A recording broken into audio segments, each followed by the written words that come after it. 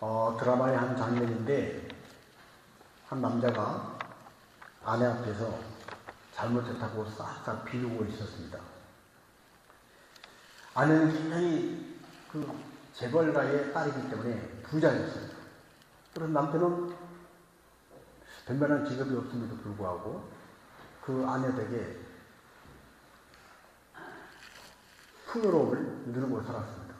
그런데 그만 이 남편이 다른 여자하고 이렇게 썸을 타다가 그걸 걸렸어요. 살려달라고 싹싹 빕니다.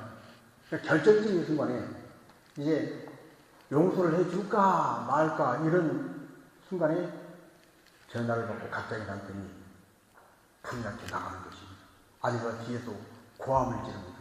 너 지금 가면 이혼이야. 근데 남자가 하는 말이 이혼보다 더 중요한 일이 있어. 그러면서 막 달려가는 거예요. 또 장면이 또 바뀌면서 또 한 남자가 중요한 VIP 고객을 맞이해서 상담을 어렵게 이제 막바지에 다다라서 큰 계약서에 마지막에 사인을 할까 말까 그 찰나에 또 연락을 받고 이 남자가 갑자기 모든 걸 다 흔들고 탁 일어서더니 급한 일이 있어 가봐야 되겠습니다. 당신 나하고 이 계약 할 거야 말 거야. 계약보다 더 중요한 일이 있습니다. 그리고 나가는 거예요. 그러면서 두 남자가 힘이 듭니다. 그리고 그들이 도착한 곳에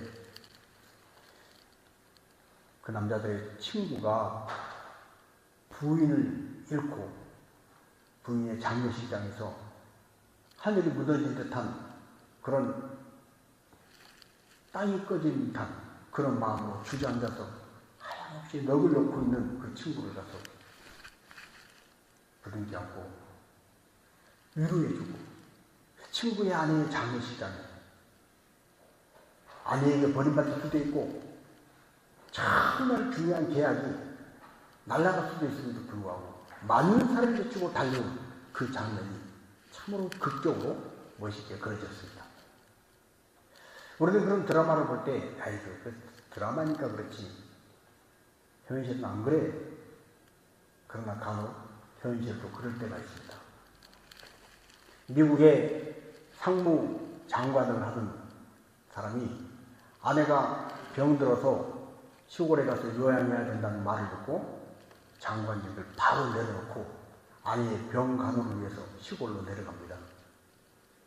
그런가 하면 우리가 아는 것처럼 지미 카트라고 하는 사람은 대통령 할 때도 교회에서 맡은 주일학교 교사 직분을 감당하기 위해서 대통령임에도 불구하고 그 바쁜 와중에 주일학교 교사의 자리를 지키려 내려옵니다. 더 극적인 것은 하버드 대학에서 교수로 있었던 헨리 나우이는 어느 날 중증 장애인들이 있는 센터에 가서 그들이 정말 다른 사람의 도움이 없이는 꼼짝도 하지 못하는 걸 보고 내가 정말로 하나님을 믿는 사람이라면 이곳에 와서 이 사람들을 돌봐야 되겠구나. 그리고 하버드 대학의 그 교수 자리를 내려놓고 중증 장애인 복지시설에 가서 봉사하는 사람이 됩니다. 그리고 그 헨리 나우이는 자기의 책에서 고백을 합니다.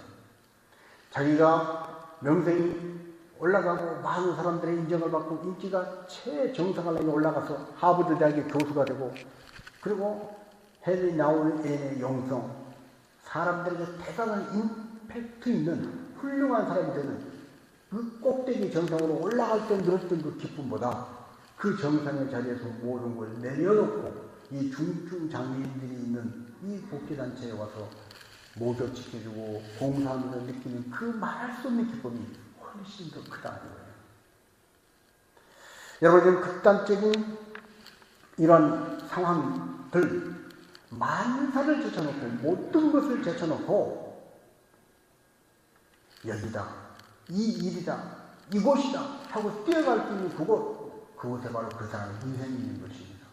그 사람이 무엇을 가장 귀하게 여기고 무엇을 가장 가치 있게 여기는가, 그 우선순위가 거기에 있고 그 사람은 그것을 위해 살아가는 것입니다. 하나님께서는 우리가 인생을 살아가면서 다 어려운 형편이고 만만치가 않고 모든 상황이 여의치 않음에도 불구하고 무엇이 더 중요하고 무엇이 그 다음인가, 그 경중을 따지는 그 삶의 현장에 하나님은 다 보고 계시고 그 모든 것을 평가하시면서 오늘 우리 식으로 표현하면 우리의 삶을 하나님은 다, 사람들은 모르지만 하나님은 다 아시고 다 지켜보고 계신다는 거예요.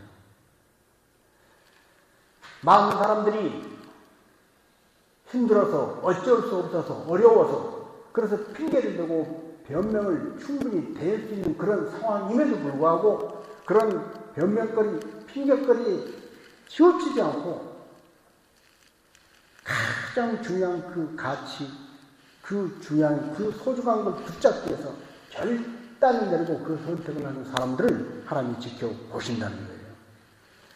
성경은 노골적으로 하나님께서 우리 인생이 어떻게 살아가는가를 보시고 그 살아가는 삶의 모양을 하나님 다 살펴보시고 하나님 보호해 주신다는 말씀을 이렇게 노골적으로 말씀을 하십니다.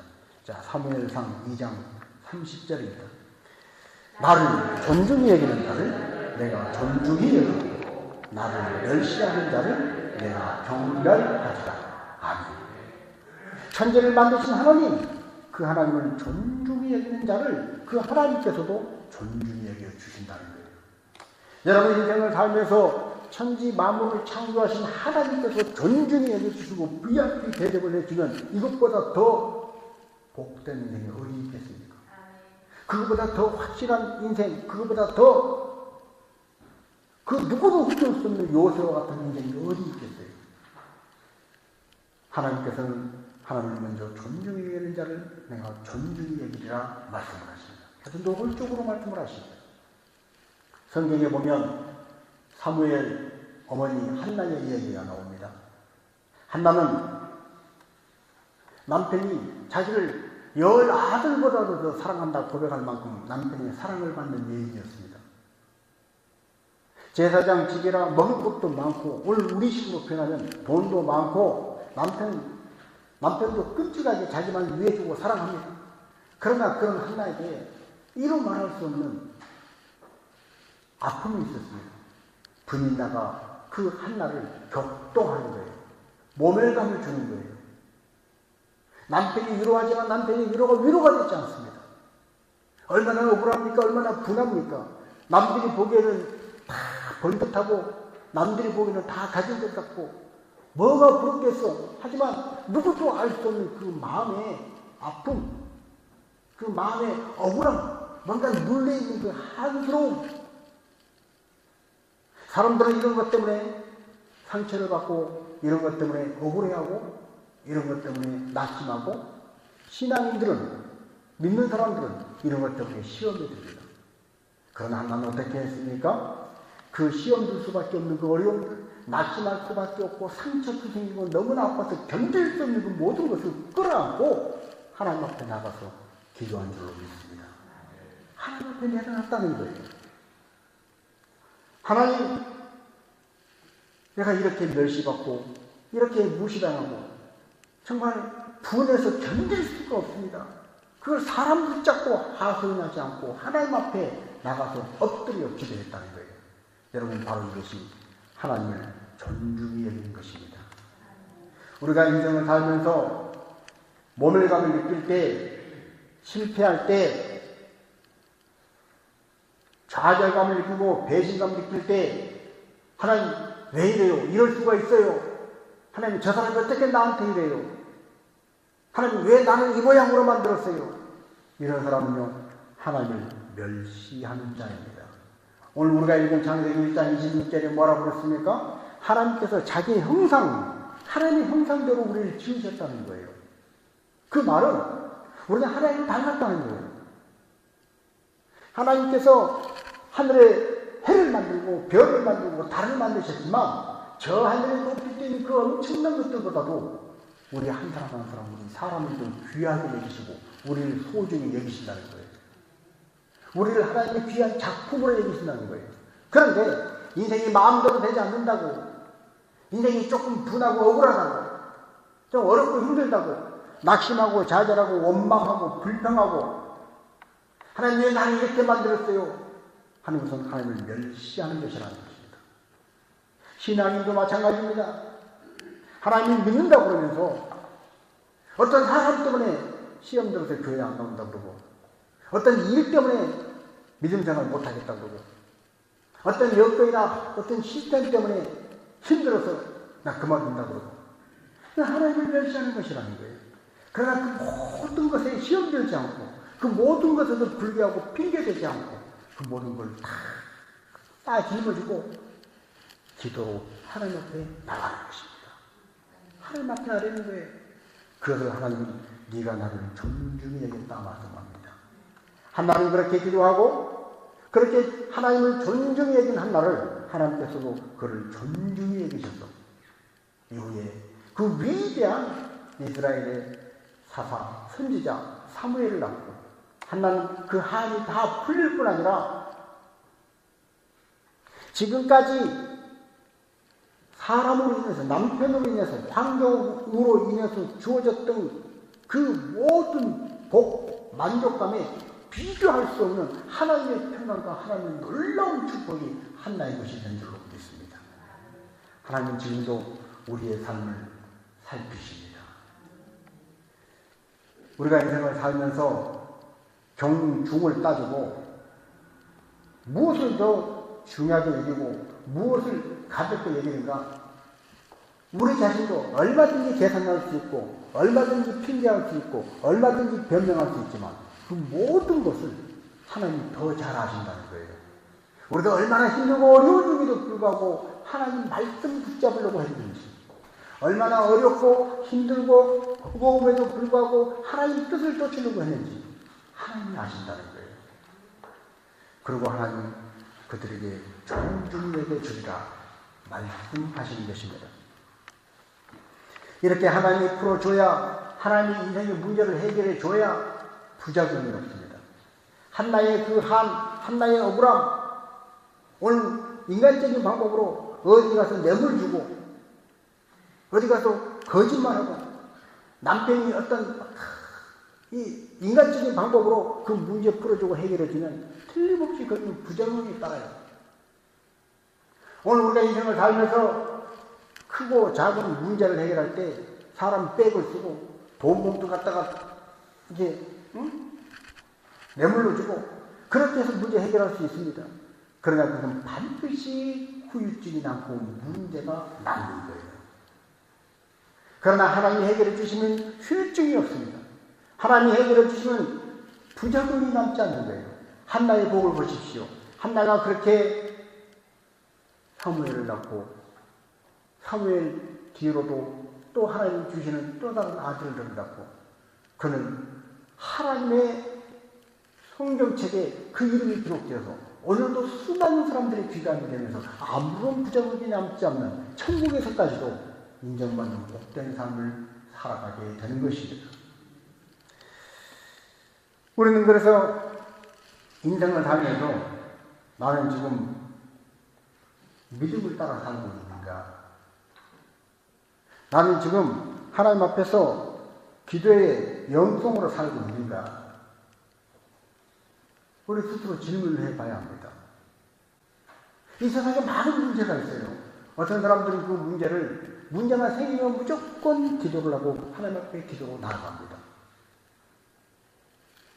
우리 일부 예배에 나오는 우리 원권사님 주로 점심때 전화가 자주 오는데 목사님 오늘 또 동물병원에서 수술한대요. 오늘은 강아지 이름이 동동이래요.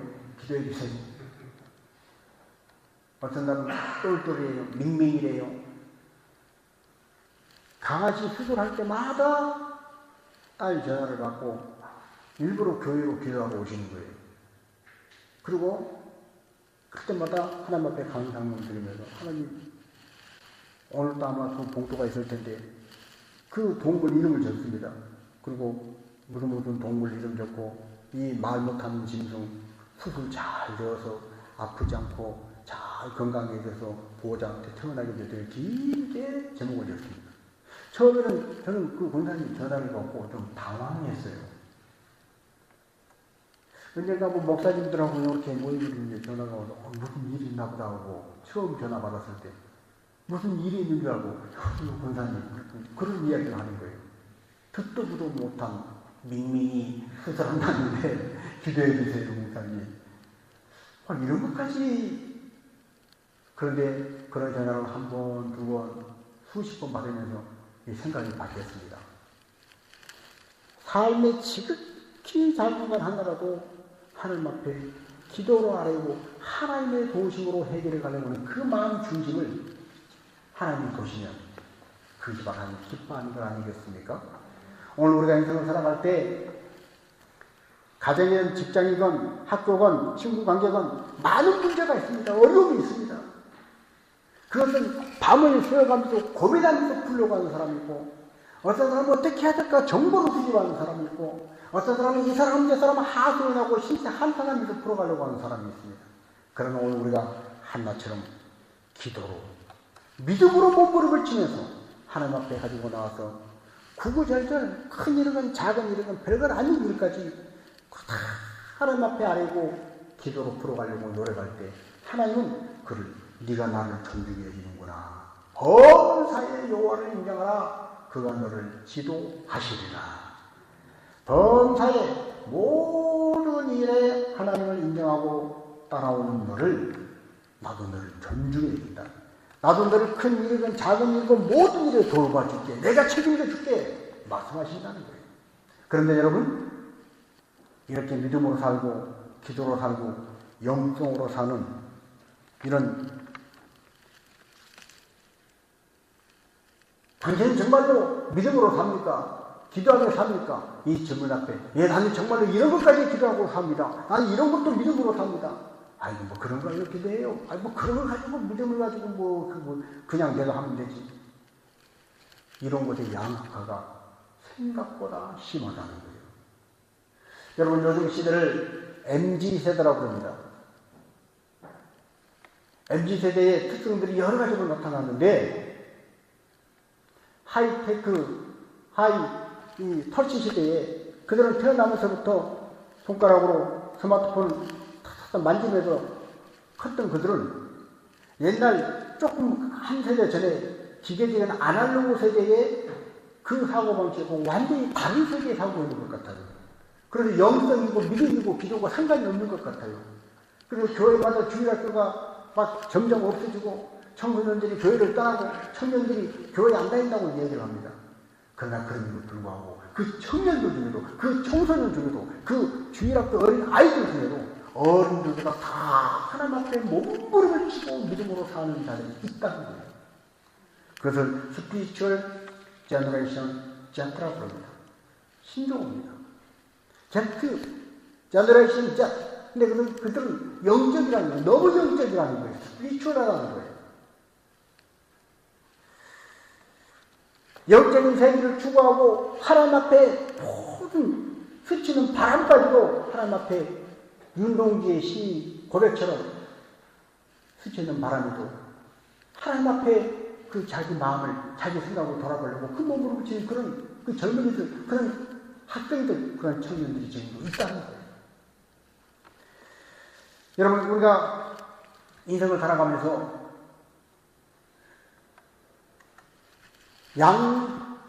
양극단에 있는 사람들의 비교를 자주 합니다.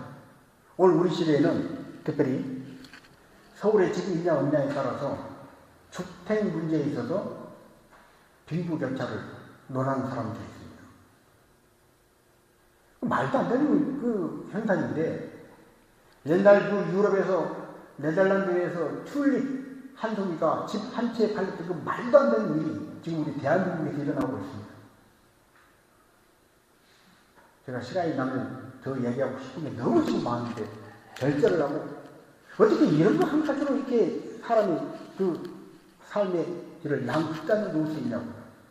그런데 그것보다 더 심한 차이가 나는 양극단에 엄청난 양극화 현상이 있는 것이 뭐냐? 영적인 세계에서의 믿음의 차이입니다. 특별히 하나님 말씀에 대한 반응이 차입니다. 오늘 창세기 1장 26절 28절에 하나님께서 우리 인간을 하나님의 형상대로 지으셨다고 했어요. 하늘의 새, 가축, 저 물고기 니들이 다스려라. 땅을 정복하라. 하나님이 주신 이 약속은 모든 피조세계의 이 자연의 환경을 우리 하나님의 형상을 담은 우리 인간에게 맡기셨다는 거예요. 우리를 관리자로 삼으셨다는 거예요. 근데 그 말씀을 붙잡고 지금도 철저히 순종하는 사람이 있는가 하면 개념도 없고 관심도 없고 믿는다고 기도를 많이 하고 교회에 나와서 신앙생활을 하는 사람들 중에도 무관심한 사람들이 있습니다. 자, 로마서 8장 21절 22절 같이 한번 읽겠습니다. 그 바라는 것은 피조물 썩어지며 종노릇한 데서 해방되어 하나님의 자녀들의 영광의 자유에 이르는 것입니다. 피조물이 다 이제까지 함께 탄식하며 함께 고통을 겪고 있는 것을 우리가 아느니라. 여러분, 하나님은 모든 피조물을 인간에게 맡기셨어요. 그렇게 믿지 않는 사람들도 인간을 만물의 영장이라고 합니다. 그런데 그렇게 인간의 손에 맡겨놓은 이 피조된 사람이 있는가 하면 관심도 없고 하나님 말씀을 멸시하는 사람도 있습니다. 교회를 위해서도 그렇습니다. 저희 교회에 누가 될까봐 차라리 내가 누명을 쓰고 말지, 내가 오해받고 말지, 이런 사람이 있는가 하면 내가 손해볼 수 없지, 그러면서 교회에 오히려 해를 끼치는 사람도 있습니다. 저는 그렇게 식당 같은 데 가서 이렇게 이야기할 때 목사님 막 이러고 얘기하는 것이 좀 불편할 때가 있어요. 왜 그러냐 그러면 식당에서 얘기하다 보면 항상 거룩한 말만 하고 실수하지 않고 고상한 말만 할 수가 없잖아요. 하나님, 아이 그 사람 왜 그래? 그러면 안 되지! 이런 말 할 수 있잖아요. 그럼 옆 테이블에 사람, 방금 저거 목사라 그러는데? 이 교회의 이미지 훼손되는 거잖아요. 그런데 어떤 사람은 내가 손해보면 안 돼. 내가 손해볼 수는 없지. 내가 억울한 눈을 쓸 수는 없지. 그러면 오히려 교회가 있어요. 교회가 그런 거예요. 교회가 잘못한 거예요. 교회에다가 책임을 떠내는 사람도 있습니다. 하나님은 교회를 핏값으로 사셨다고 했어요. 예수님의 핏값으로 사신 것이 교회라고 했어요. 교회를 중요하게 여기고 교회를 세워가는 사람을 하나님은 나를 존중히 여기다 말씀하시고 그 사람의 삶을 존중히 여겨줄 줄로 믿습니다. 지금도 많은 사람들이 분명히 억울해요. 분해요. 그렇지만 교회를 위해서 참습니다. 내가 안 그랬어요 하고 내 누명을 벗고 나서면 교회에 누가 될까 봐서 내가 그랬어요 하고 누명을 뒤집어 쓴 사람들이 있다는 거예요. 여러분, 부익부 비집빈 이 양극화가 영적 세계에서는 그 어떤 분야보다 더 뚜렷합니다. 코로나 이후에 공부 잘하는 아이들과 공부 못하는 학생들 간에 학력 격차가 확 났다고 해요. 빈부 격차는 아까도 말씀드렸지만 주택이, 집이 수도권이 있냐 없냐에 따라 확 났다고 해요. 여러분, 그런 것보다 더 심각한 양극화가 뭔지 아십니까? 바로 영적 질서에서 난 양극화입니다. 성경은 그걸 아예 우리에게 증거로 보여주고 있어요. 마태복음 25장 29절입니다. 무릇 있는 자는 받아 풍족하게 되고 없는 자는 그 있는 것까지 빼앗기리라. 달란트 비유에서 예수님은 10달란트, 5달란트, 2달란트, 1달란트 받은 그 달란트 받은 사람에게 10달란트 받은 자에게 너 잘했다 칭찬하고 10달란트 또 줬는데 1달란트 받은 사람이 이까지 그하고 땅에 묻어뒀더니 그 1달란트까지 뺏어가지고 10달란트 자에게 줘라. 그래서 결론적으로 하신 말씀이 뭡니까? 무릇 있는 자는 풍족하게 하고 없는 자는 그 있는 것까지 빼앗기리라. 무슨 말씀입니까? 하나님 말씀이 떨어질 때 믿음으로 반응하고 믿음을 갖고 내가 더 잘 믿어야지, 더 말씀을 순종해야지 하는 사람은 더 믿음이 잘하고 더 성숙한 믿음으로 나아가지만 조금만 있는 그 믿음조차 불치병에 걸렸다가 병이 나와서 하나님이 살아계신가 보다 하고 조금 믿음이 생겼는데 그 있는 믿음조차도 말씀을 멸시하고 무시하면 그 있는 것까지도 빼앗긴다는 거예요. 뭐 간간히 드리는 말씀입니다만 말씀으로 막 책망을 할 때 그 말씀을 듣고 깨닫고 버릇하는 사람은 그 말씀을 들어야 할 자리에 없습니다. 그런데 꼭 그 말씀을 듣고 막 더 도전받고 세워진 사람은 누구예요? 이미 잘하고 있는 사람이에요. 이미 잘하고 있는 사람이 말씀을 받고 책망하면 더 그런 말에 더 정신을 바짝 차고 뭐 더 잘하고 더 잘하고 있는 거죠. 그런데 말씀을 듣고 정말로 변화되고 바뀌어야 하는 사람은 말씀을 안 듣습니다. 관심이 없습니다. 드rum퉁망퉁합니다. 그래서 있는 것까지 빼앗기는 거예요. 영적 세계에서 비입부는 그 어떤 분야보다 더 심한 것입니다. 주님이 친히 말씀하신 것입니다. 바라고 원하시는 우리 성도들은 하나님 말씀을 말씀되게 하는 그의 삶의 의미를 두고 목적을 두고 최우선순위를 두고 살았어요. 먼저 그의 나라와 의를 구하라. 그래 이 모든 것을 더하시리라. 이 말씀이 주님이 되기를 원하시고 또한 살아가는 자여 내 영혼이 잘된 것 같이 네가 범사에 잘되기를 내가 원하노라. 먼저 영혼이 잘되는 일에 영혼이 잘되고 강건하게 되어진 일에 우선순위를 두어서 범사에 잘되어지는 성도들이 되기를 축복합니다. 하나님의 말씀을 말씀되게 하는 그 일.